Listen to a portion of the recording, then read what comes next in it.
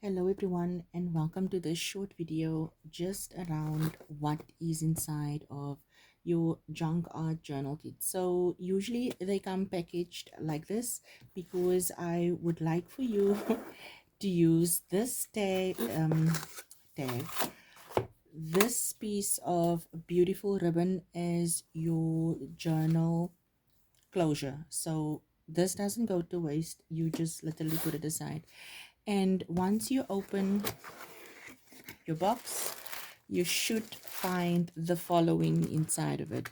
So you will find a curated love letter from me to you, just welcoming you to the world of junk journaling and sharing with you what is inside of here.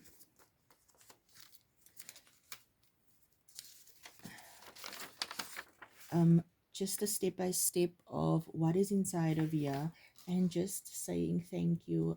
At the back of the page, you'll also just find as a bonus essential supplies, your best junk journal junk that you can pick up around the house, and then just some additional fun supplies that you can also get. But inside of here, you will find a couple of things. So I usually put a small little tag with my contact details. This can vary from a tag to a bookmark to whatever it is that I have in my stash that I've made already, that you could use in your journal as well. And with my contact details at the back, which you can save on your phone and literally just send me a WhatsApp if there's any way in which I can support you.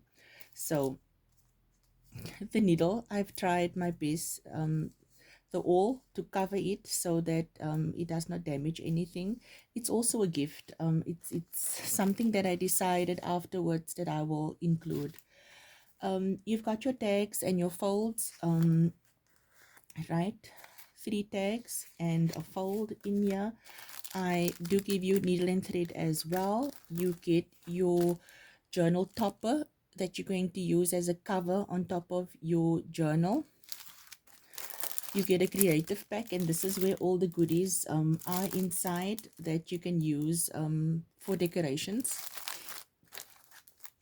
You get instructions, right? So it's a little workbook I created, and because you are a starter, you need to know what is junk journaling, what are the benefits, what are the essential supplies, and then just a little bit about me, and then a mini dictionary of junk journaling. So you get that in here as well.